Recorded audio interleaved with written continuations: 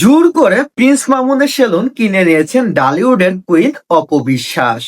ইতিমধ্যে এ বিষয়টি নিয়ে সামাজিক যোগাযোগ মাধ্যমে তৈরি হয়েছে বিতর্ক এবং আলোচনা। চলুন বিস্তারিত এক নজরে একটুখানি দেখে নেই। ঢাকায় চলচ্চিত্রের দর্শক প্রিয় অভিনেত্রী অপবিশ্বাস এক দশকেরও বেশি সময় ধরে প্রায় 100টিরও বেশি সিনেমায় অভিনয় করেছেন তিনি। দর্শকদের উপহার দিয়েছেন বেশ কিছু ব্যবসা সফল সিনেমা। বর্তমানে সিনেমা থেকে দূরে থাকলেও অপবিশ্বাসের ব্যস্ততা এখন ব্যবসায়িক কাজ নিয়ে। সম্প্রতি সময়ের বিভিন্ন শোরুমে ফিতা কাটে চলছে তার ব্যস্ততা। এছাড়াও নিজের রয়েছে একটি পার্লার। কয়েকদিন আগে এক সাক্ষাৎকারে জানিয়েছেন একটা সময় অবস্থা খারাপ ছিল এ নায়িকা, এখন সেই সংকট কেটে অনেক ভালো আছেন।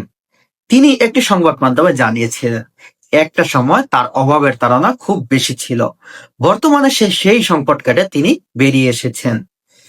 ঢালিউডের উচ্চ পারিশ্রমিক পাওয়া এ নায়িকার হাতে বর্তমানে তেমন কোনো সিনেমার কাজ নেই। কাজ নিয়েই ব্যবসা বড় করেন অপবিশ্বাস। বর্তমানে ঢালিউডের কুইন অপবিশ্বাসের হাতে তেমন কোনো কাজ নেই। তিনি ছোট্ট ছোট্ট ব্যবসা করে ইতিমধ্যেই অনেক বড় ব্যবসা দাঁড় করিয়েছেন। সম্প্রতি আলোচিত টিকটকার প্রিন্স মামুনের প্রিন্স কাট সেলুনটি কিনে নিয়েছেন নায়িকা, এমনই খবর কয়েকদিন ধরে। আর এটি নিয়ে নেটিজেনদের মধ্যে আলোচনা হচ্ছে বিস্তর। শোনা যায় অপবিশ্বাস নাকি জোর করে মামুনের সেলুন কিনে নিয়েছে, এমনটা মন্তব্য করছেন অনেকেই। এ নিয়ে প্রিন্স মামুন সাংবাদিকদের বলেন, অপু আপুর সঙ্গে এটা নিয়ে কি ডিল হয়েছে আমরা সব বিস্তারিত পরে জানাবো। সেলুনটি এখন অপু আপু পরিচালনা করছেন। এরপর সাংবাদিকের মুখোমুখি হন চিত্রনায়িকা অপবিশ্বাস। প্রসঙ্গে তিনি বলেন, যখন কোনো কিছু বিক্রি হয়ে যায় তখন সেটা তারই হয়ে যায়।